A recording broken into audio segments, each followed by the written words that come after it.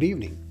This is Shri here again to give a different update for a different sport. I've been concentrating mainly on football and cricket and tennis.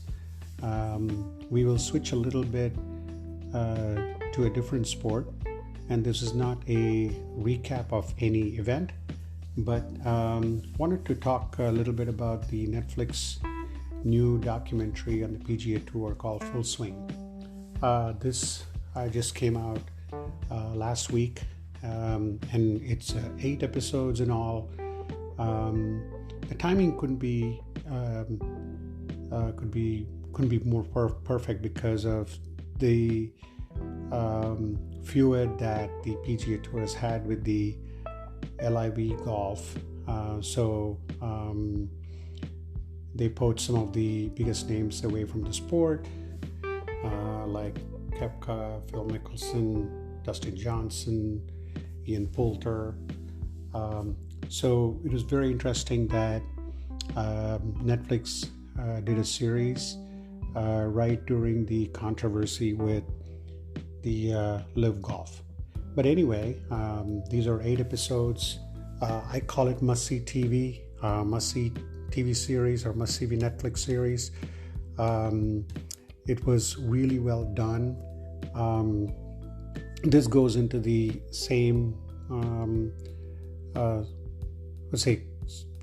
same stand as the one with Tennis's Breakpoint, and Formula One did one with as well. It's already in season 5.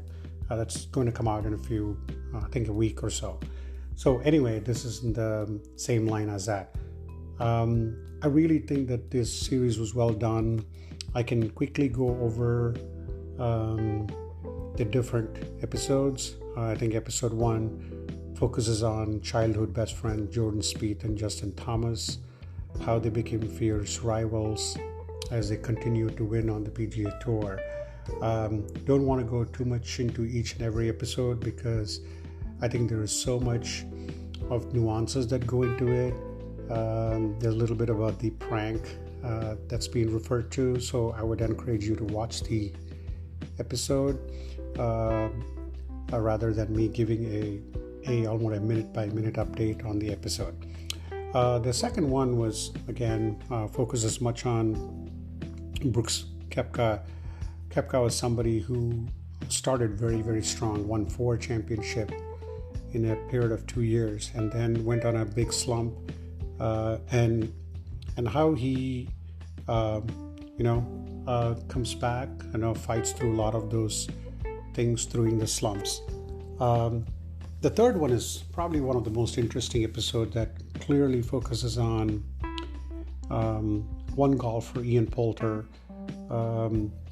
and his decision to join the lucrative Saudi-backed LIV Tour, earning $33 million on the PGA Tour, but this seems like quick money, and a lot of very, very senior PGA golfers like Phil Mickelson, Dustin Johnson, DeChambeau.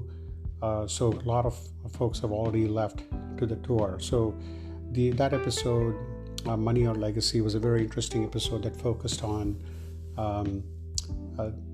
the implication of the LIV Tour. Episode number 4 was kind of really fun, not having known this golfer, talking about Joel Damon. It's called Imposter Syndrome. Very interesting episode.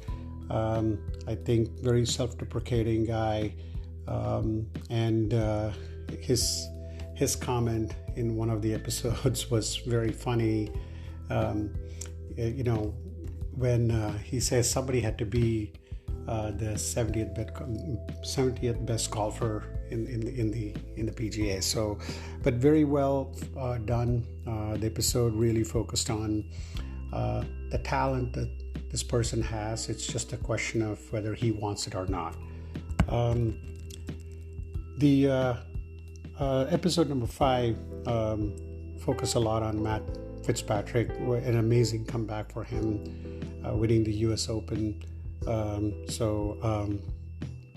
he faced off with Dustin Johnson, but he came out on top.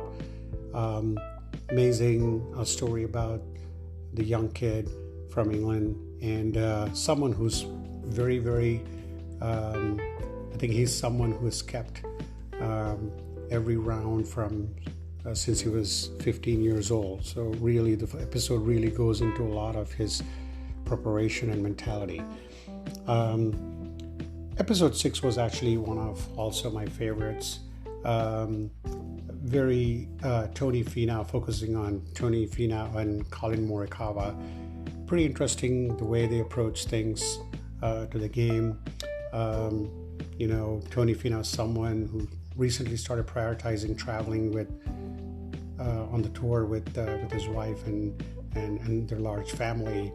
But again, it's the backstory and the hard work that golfers like Tony put together.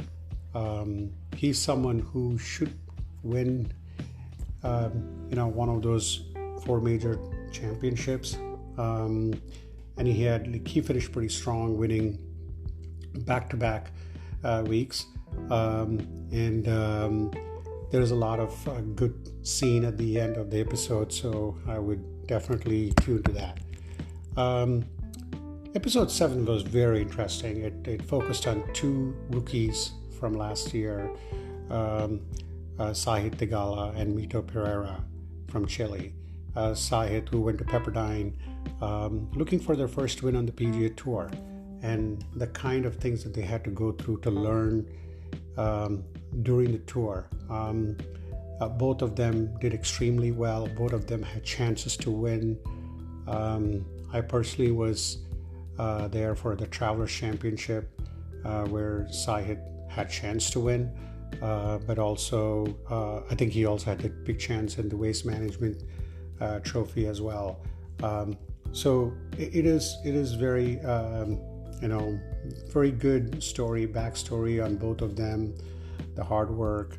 But I do know that Mito is one golfer who did go to the LIV Tour. They didn't cover that in that episode, but Sahith's journey, he was still living with his parents and still drove like a beat-up car, before making it big on the PGA.